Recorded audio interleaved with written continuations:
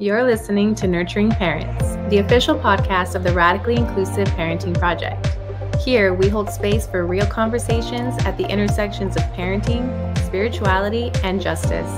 With each episode, we bring together experts, everyday parents, and advocates to explore how we can raise the next generation with purpose, intention, and love. So whether you're tuning in from a quiet moment of rest or in the middle of the beautiful chaos of family life, take a deep breath and let's journey together.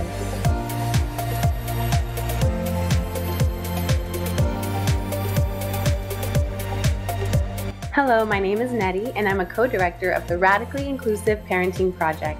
Welcome to another episode of Nurturing Parents. I'm thrilled to have the wonderful Adrienne here with me today. Adrienne is a mother, entrepreneur, business consultant, healthcare innovator, and improvement advisor, and educator, and currently serves in ministry supporting remote experiences of worship and offering pastoral care.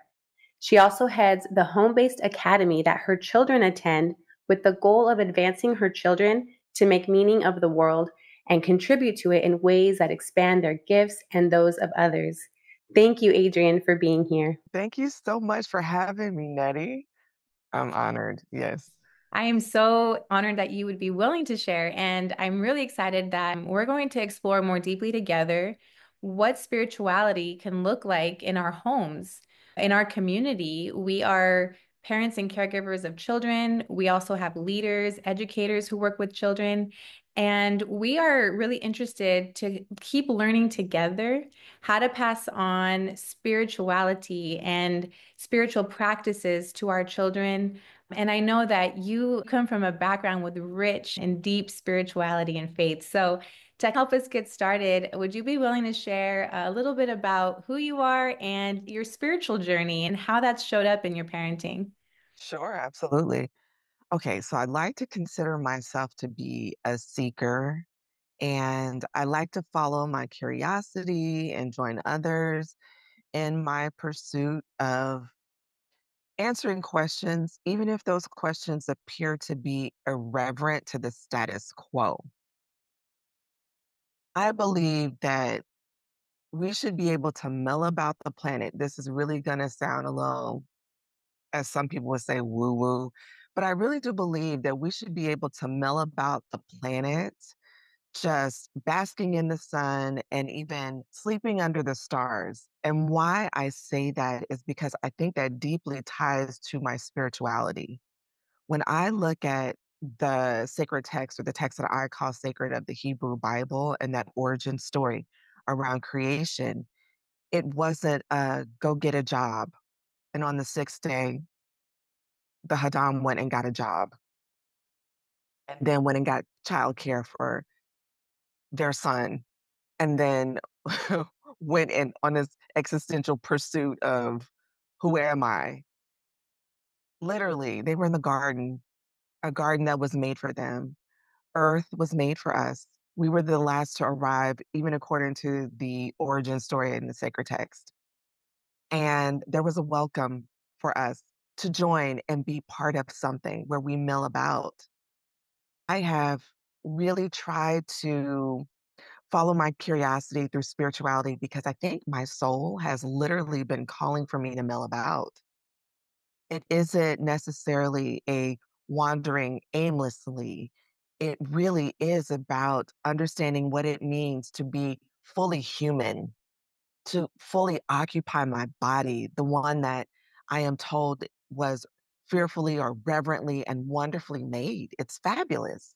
There are ways in which we still don't know, and even the brightest among us are still wrestling and grappling with understanding just our flesh alone. I think it's important for me and for my loved ones that touch me have access to all of what it means to be wonderfully human. That influences my parenting significantly. I want my littles to be on their paths far ahead of where I started. My religious background was steeped in the Pentecostal apostolic tradition, and for that I am grateful. I once had a pastor of mine say to me, if you go and study and try to understand the scriptures or whatnot, whatever institution you're going to go to, you're not going to find God there. But just know that from your apostolic tradition, you gleaned embodiment, the embodied practice of communing with the divine. And that's where God is.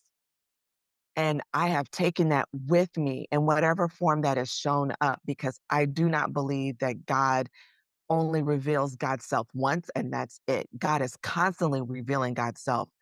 And we're feeble at best to be able to know God, to come to know God for themselves, to come to know God through community, to come to know their very souls.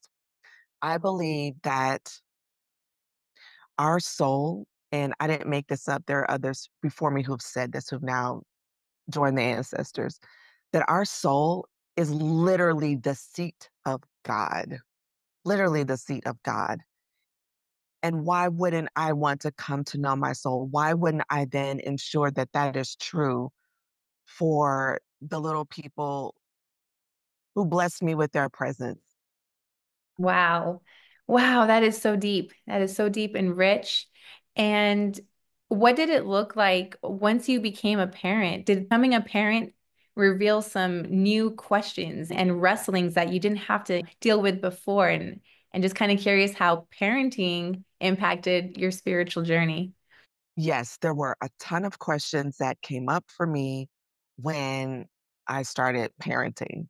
And one of those questions was, is God playing a cruel joke? At the time that my little showed up, I was, as the church would say, living right. So I was doing all the things on the list. Hmm. And still, my family experienced some pretty traumatic things where I literally turned to God and said, I remember specifically asking not for this. I put this on the list to not happen. And here it is. A couple of my children have shown up with conditions that require a different kind of tending. And it's those kinds of the conditions that are not tied to maternal age because our Western medicine likes to look at maternal age first. It is not tied to genetics as far as I can know genetic history because that's where they go next, family history. It is a set of rare things that have shown up that only a handful of people on the planet have experienced. So one could say perhaps it's environmental, regardless. It's here.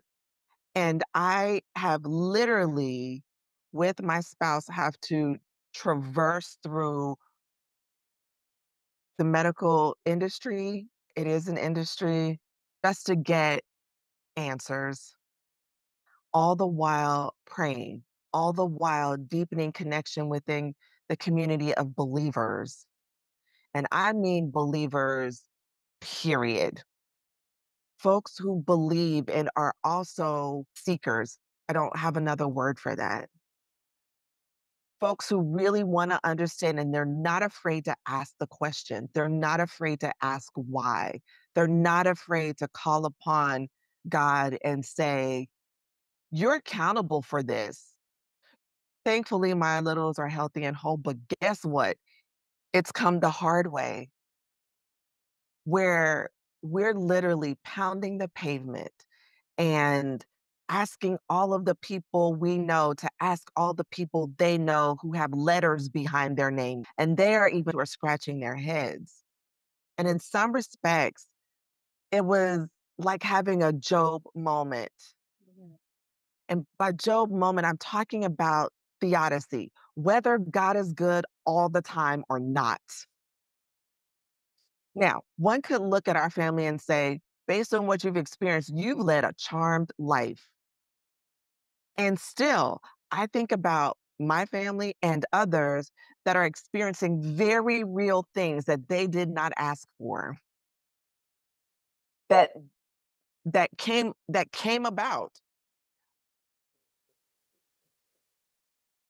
perhaps even randomly. And there it was.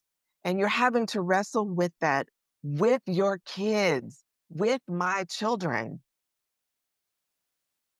and then to see my children thrive despite whatever was diagnosed, or despite whatever the prognosis is for their lifespan, or whatever is deemed appropriate for their activity, whatever they eat, whatever medicines, or all the things. And during those times, I have literally had to turn my face to God and say,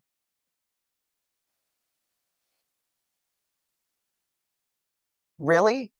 I was in the hospital at the height of the sheltering in place with my 3-day-old son. I had a home birth. I'd done that with the other two. I was prepared. And then we had to go right into the belly of the beast Hmm. where people were like, stay home. We had to go.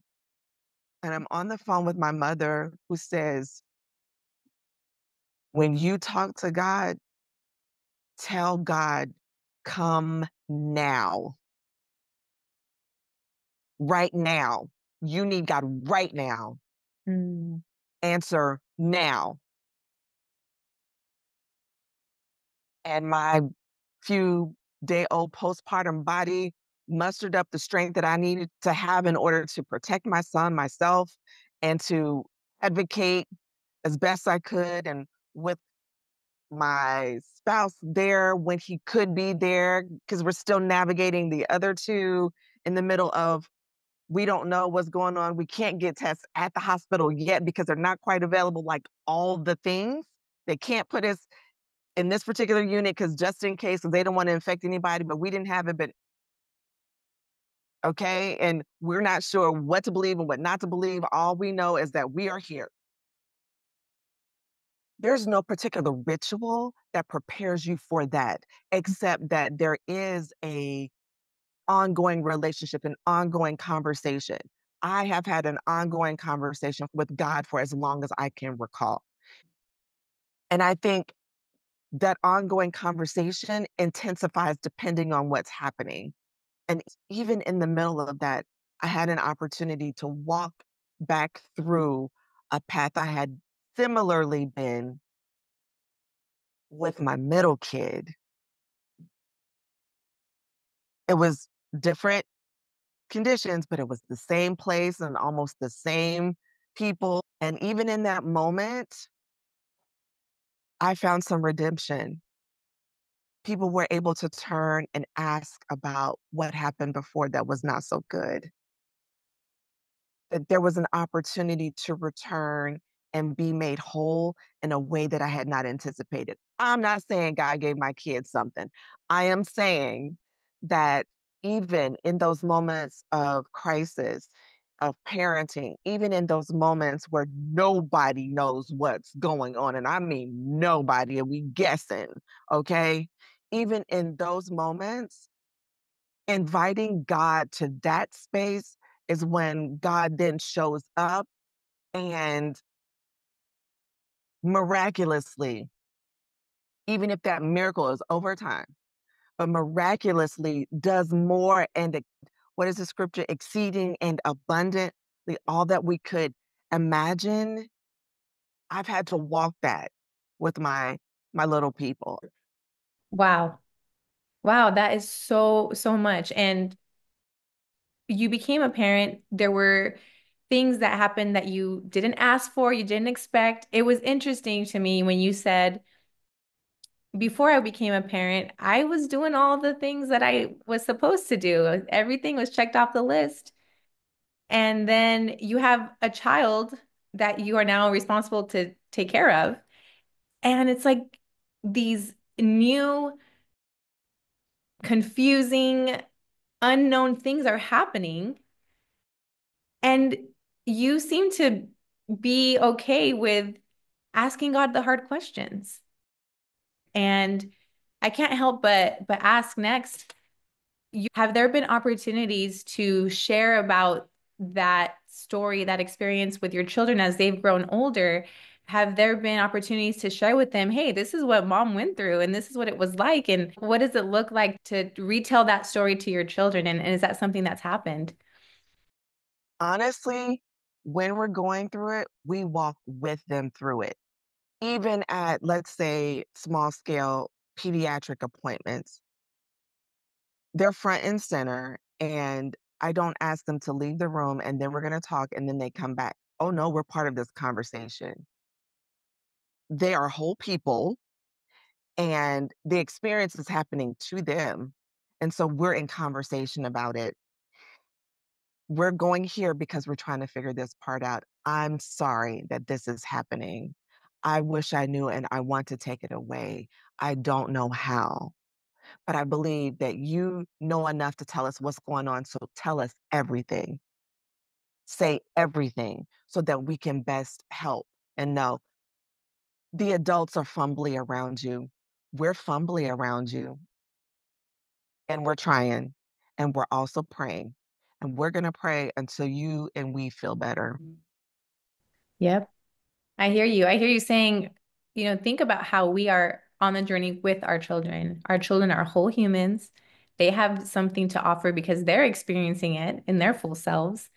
And how are we inviting them to share how they are experiencing it with us as their parents?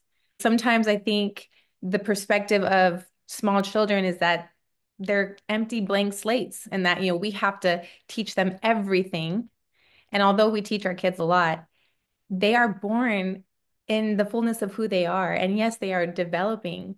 But what I hear you saying is that they're a whole human. Invite them, allow them to contribute, and even be willing to learn from them. And there might be another nuance to that for me, which is they've invited me to their space. They didn't have to be here. We're doing our level best to bring children into our lives in all the ways that we can. And I think for me and them, it was a handshake. I do. And that then shifts me from doing what you just named, not assuming I have to pour into them and teach them. In my opinion, the teaching them is really socializing them to the fabricated world around us. It really is. It's this is how we make sound, make meaning. These are the sounds that are pleasing and understood by others. These are the sounds that you have to make in order to be legitimized in this particular fabricated social experiment we call a nation state. You have to make these kinds of sounds, and these are the ones that are appropriate in this particular configuration. We talk about, the heart of having faith, of believing in spirituality, how it's a part of our lives. Now, for people who really get interested in how does it practically show up, what are some spiritual practices that are important to you that you engage in within your home and with your children? Spirituality is so ubiquitous to us that I am hard pressed to think about the rituals we engage in. It's almost as if I would have to walk through my day and see, oh, yes, that's a ritual. Oh, yes, that's a ritual. And I wonder if that is a good thing where it is so much ingrained that you can't separate your life from it because your life is spiritual. Now, with that, anytime we are about to pull off from our home to go anywhere, we pause in the car and we say a prayer. And that prayer could be something as simple as, let this be a loving experience, bring us joy, help us get the answers that we need, cause us to thrive. Could be something like that. And then I turn and invite who else has anything to add to it. And sometimes, depending on whether or not they've gotten into a little tiff, they might say, and help us to know how to be kind to each other. But nonetheless, there's that pause. The times that we offer our grace for a meal, we learned a Japanese phrase that really encapsulates our belief around blessing the food, the hands that prepared, the lives that were given for it, and allowing it to nourish us. And then we'll just say that Japanese phrase. Okay. Where did you learn the phrase from? We learned it from following our curiosity around cooking. My oldest wants to be a chef, and we do all the different cooking shows. We've got different cookbooks and we try things, and we're learning about how other people are engaging food, how they nourish themselves. And that's how we came across that. And then we cross referenced it to make sure that was actually what it was. And we're like, got it. That's awesome. That is so cool. You talked about when you get out of the house, you say a prayer in the car. Even if it's a short pause, you make a prayer, a statement, and you invite your kids. Do you want to add anything to this prayer? And from my experience, I have 4 young children. We also use the car rides as our prayer time. And so I'm wondering how many other parents could relate because we're in this small space together. We kind of have to be with each other. I mean, sure, you could have a distraction or play some music, but it is an opportune time to perhaps share an intention of our heart. And it is something I've noticed when we're consistent with that. If the kids know when we get in the car, mom's going to say a prayer or dad's going to say a prayer, when it's consistent over time, it becomes a habit. And then the kids are going to be expecting it. And if you don't pray, they're going to say, hey, why aren't you praying? That's right. And so that's a simple, but yet powerful way to show our kids how we connect with our spirituality, how we connect with God, how we build our faith, praying in the car, and the prayer of grace before a meal. Something that I learned throughout my journey is not only to thank God for the food, but we thank the earth for the food. Mm, No. And that's something that I've learned as I've become a parent, and now I apply it when we pray for a meal, when we sit around the table, we thank God, we thank the earth, and we think about what plants, what animals, what people were a part of helping us have this meal here at the table. It just feels like a much more holistic, expansive view on how we are blessed to have this food right now, and to nourish our bodies with this food. So, I think for most people who grew up in church, they're probably used to this idea of praying for your meal. But now that I'm actually a parent, I think I'm learning how valuable it is to make that a practice, a consistent practice. And what does it do even to how our bodies receive the food when we are praying gratitude, when we are receiving it with a heart of gratitude? There has to be some kind of impact on our bodies when we eat our food with that sense of gratitude, right? absolutely. Even in how we're preparing the food. So to prepare food with love in your heart, that influences how, look, even how our food is produced makes a big difference. It makes a big difference. We do consume vegetables and also animals, and we're cautious even about how the animal was cared for because that has a significant impact on what we consume. And it then causes us to pause to think more mindfully about what we're putting in our mouths and how much of it we're putting in our mouths and why we're putting it in our mouths. Is it joy? Is it to fill a void? Is it mindless because we're in front of the TV and we're just watching a program? Like, how then do we use those times for pauses? So, yes, it starts out as saying a prayer of thank you over our food, but then it also could perhaps be something like a mindful eating practice that could be expanded. And I have done mindful eating before in the land before the kids, where I would literally pause and savor the bites. But now with the kids, we can actually do that with, so how's the food? How are you experiencing the food? And then they can say, ooh, I want to add a little sage. Ooh, how was that? And so that's also a way to do mindfulness, which I think is part of spirituality is not a thing outside of ourselves. It just isn't.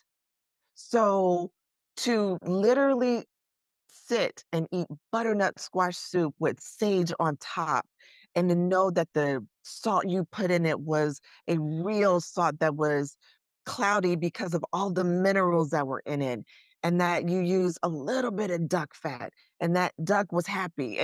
And then to have that blended, right? Because butternut squash came from the earth and it was grown with intention. And then the sage comes how it was then process from the wild, just all the different things, the to know where the sage comes from and what the sage looks like when it's grown, and to have that rubbed sage and you smell, and there you are sipping it. However you sip and you're hearing the slurps, and you're doing that with each other, and and you're having conversation about that. That's spiritual. Yeah. That's spiritual. It's literally inviting God to the space that gave us the our current ability, because I don't know what's gonna happen tomorrow, but our current ability to use our olfactory system in order to smell, taste, is giving messages for our digestion. I know all these things because we've had to deal with it in terms of our healing, right? So all of these things are important. And so then to have that with laughter and conversation with each other at the table, and then sometimes the littles like to make up stories. Would you like to hear a story? And it's like, okay, do I really want to hear a story? Yes. Yes, I do. But if don't have the capacity to be able to say, you know what, I need a minute, that's also spiritual. To be able to say, I need a minute. And they know what that means. And guess what? They let me know when they need a minute. I need a minute. So we take our minutes or timeouts, whatever you want to call it. But still, it's all about this lived experience in our bodies, this full body experience, knowing that our soul is very much part of it.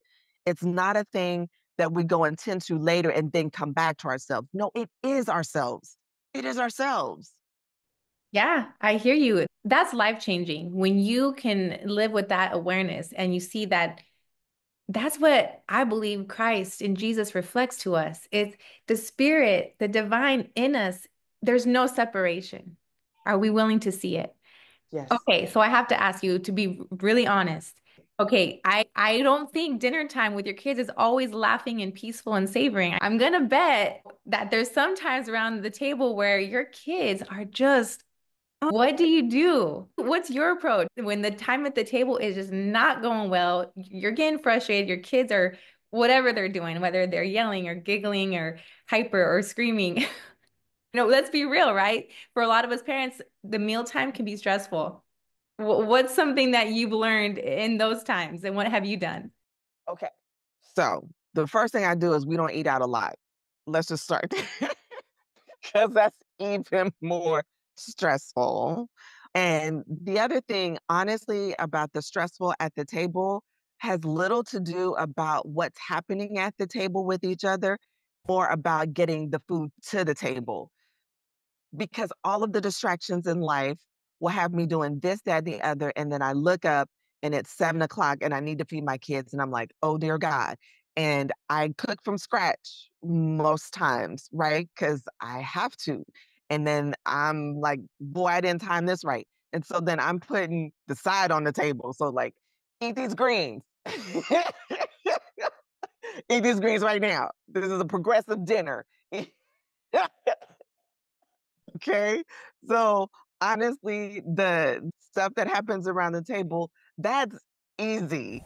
One of the things that we have adopted, I don't know, again, wait till they're 40, is if there is any kind of conflict that has come up, they got to fix it. I will look at the offender and will say, fix it. And they'll look at me like, I don't know what you're talking about. And then I look again and they be like, oh, I know what you're talking about. And then it is on them to be held accountable and then to live through that accountability and fix things and to seek to fix and mend. So that's the short way in which I deal with skirmishes at the table. However, getting that stuff to the table, wow, okay. Wow. Or if I plan things wonderfully, my project plan has worked and things are on the table and people are saying they don't want it. What do you mean? Yep. And so then sometimes I have to take a breath because I want to give them the lecture and then remind them that they are not the others who may not know where their meal is coming from. That has nothing to do with them. Okay. Right. Okay. That has everything to do with my wounded pride. That you did not bow down and say, "Oh, mother." So honestly, those are the things that I have to wrestle with more. Getting the food there, making sure that it's the correct temperature, and and also acknowledging that they have their own appetites too, and even to be curious about that. Even to be really curious about that, because could that mean that there's something going on with their digestion? Could that mean that there is something that their bodies are craving more than what I've provided or differently?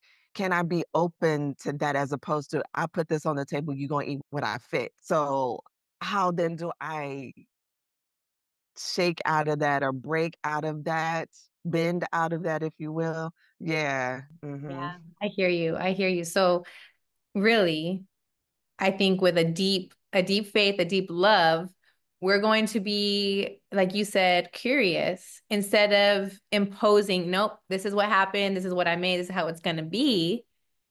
We can be more spacious and say, all right, I acknowledge that, like you said, my pride has been wounded. I felt that too, Adrienne, many times. And you can acknowledge, okay, I recognize what's happening in me. Now I'm going to think about what's happening in my child. Okay, what are you feeling? What is your body feeling? Yeah. Huge. That's huge when we can help our children be aware of their own bodies and Yes. support them in that practice, right? Yes. Yes. And I tell them, you have to tell me. You got to let me know. Otherwise, I can't help you. How am I going to know? So help me help you. Well, thank you for sharing that, Adrienne. So, for all the parents and caregivers of children out there, think about how your car time with your children can be an opportune time to say a prayer. And prayer can look like many different forms. It's just what's in your heart. Sometimes when my children don't want to say a formal prayer, they say, what are you feeling? What's in your heart? And that is another way we can think about prayer and the time at the table together as a family. How can the table be an opportune time for experiencing gratitude, connection, and for us parents, patience, Yes. Yes. curiosity? Yes. And those are just really practical ways that when we are intentional as parents, the car time, the table time, those can be consistent ways that our children know we're going to encounter something more sacred in this space. We're just being intentional with that space. And so thank you for offering those examples. I really appreciate it.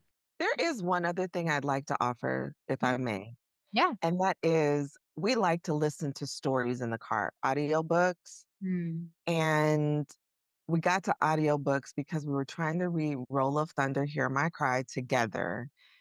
So I let Lynn read that to us while we followed along. And that then led to us listening it into in the car on the rides to and from. And listening to meaningful audiobooks helped us to ask questions and to have even richer conversations about how God shows up in even in the fantasies, okay? Or even in the story that I was just mentioned, Roll of Thunder. What did that mean for Cassie's family to have to live through this? And oh, by the way, did you know that Cassie is the age your grandmother would have been? So she is living through your grandmother's childhood. No, your great grandmother's childhood. She is living, Cassie, the character of Roll of Thunder, is living through your great grandmother's childhood. And she also was on the farm too. And then that pulls in ways in which we can talk about and make meaning of life, at least make meaning of the life that we've been handed and how we wish for things to be different. And how do we make sense of all the other things like the caste system, like race, like gender, like all of the different things. Like, what does this teach us about God? What does this teach us about ourselves? What does it teach us about the world? And what do we want to do differently? How do we want to live our lives? Because we don't have to live it like people say. So how do we wish to live? And then what is that? How do we adjust when others wish to impose? So I also want to name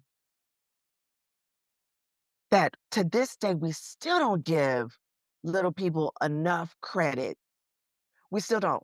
We still assume that we have to bring things down to their level.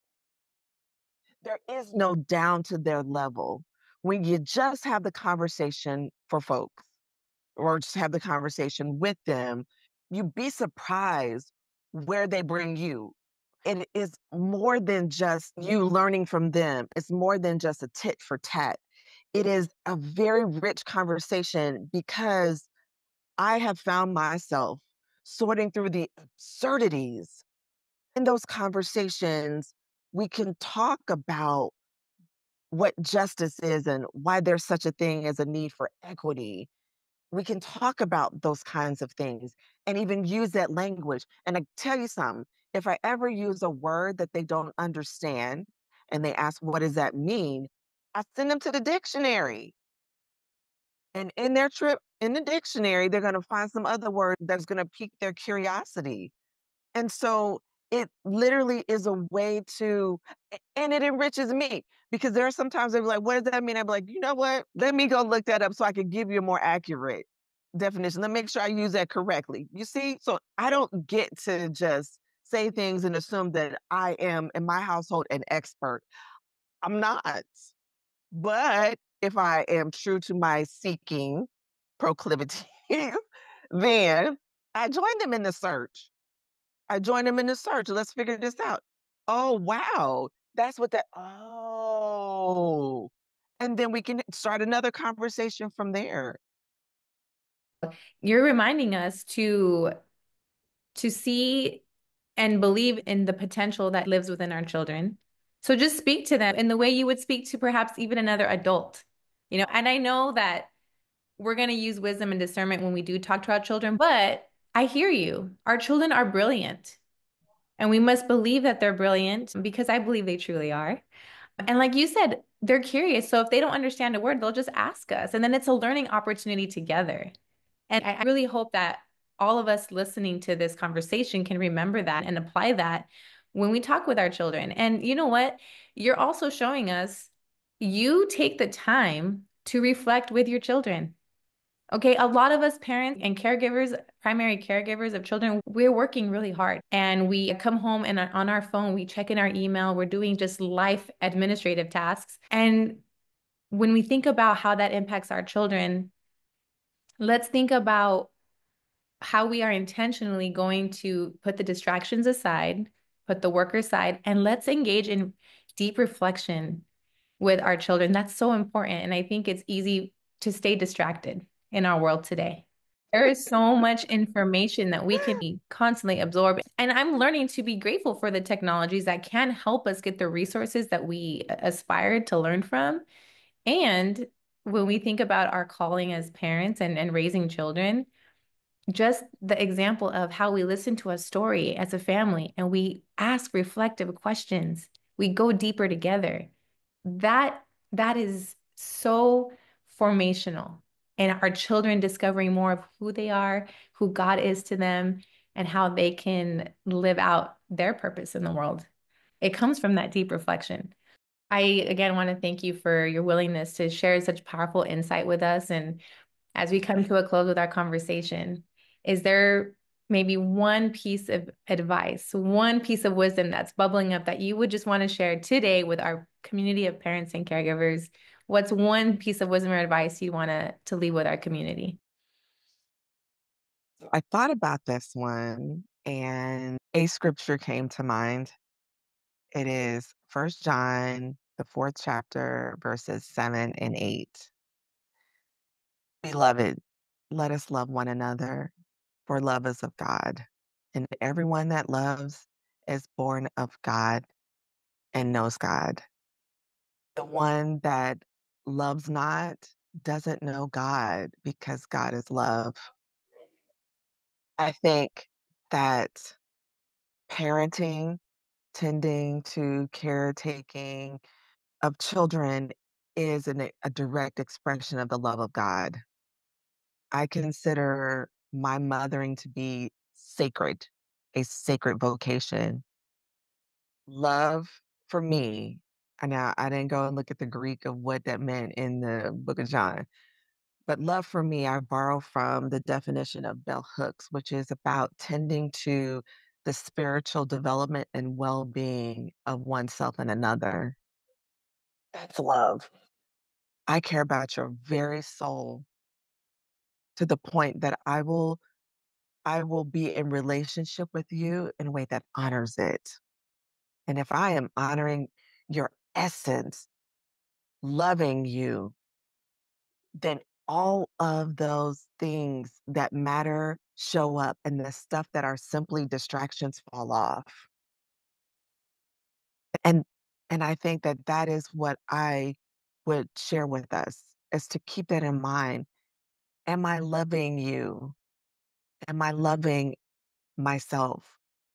Am I being an expression of God? That's beautiful, Adrienne. I hope that we can all receive that, let it sink in, soak it in, and take that as a reminder every day. The depth of love that we are willing to pour into ourselves and into our children helps us have clarity. Like you said, the distractions fall away. So we will have clarity when we are seeking love, connected to love, allowing love to flow in and through us. So I received that. Thank you for sharing. Thank you for being a part of this amazing conversation and for blessing our community with your story. Thank you so much for having me. Is there anything you want to share as far as how people who are listening, can support the work that you're a part of right now? One way to do that is to share books with kids, and I mean paper books. I've had friends over time that collect books and then they ask, "What do you think? Do they already have these books? Are they interested in reading this?" Because folks know I'm very discerning about the kinds of materials my littles read. Not that I'm a gatekeeper per se, but if it's something that is going to take them in the direction of waiting for your Prince Charming, Right. then probably not unless we can have a conversation to critique it. But I do think that a way in which to support families with children is to offer books. Find out the kinds of things that they enjoy reading and send them the books. Love that. That's true. That is a blessing for families who have children. If there's a way that we share books with one another, or you have the ability to share books with a family who has children, books that are great books, books that bring the values and qualities that, the family would align with, that is such a gift. And little ones, when they read, they really do learn so much. We can help foster that opportunity of reading to be such a beautiful space of learning and growth. In fact, there's another conversation we have on a different episode of our podcast, and one of the parents we interview goes deeper into how we engage books with our children and how that really forms them. So I hope that maybe you get a chance and others to listen to that too. But thank you, Adrienne. I appreciate it so much. And I look forward to staying connected and continuing to work together in our shared mission of raising the next generation of change makers and liberated children, liberated who become liberated adults and bring the healing that we need in our world, right? Yes, yes, absolutely. Thank you. You've been listening to Nurturing Parents, the official podcast of the Radically Inclusive Parenting Project. We hope today's conversation offered you a moment of connection, a spark of insight, or simply a reminder that you are not alone on your parenting journey. Don't forget to subscribe, leave a review, and share this episode with someone in your village. Together, we're building a more inclusive future, one conversation and one child at a time. For more information about the Radically Inclusive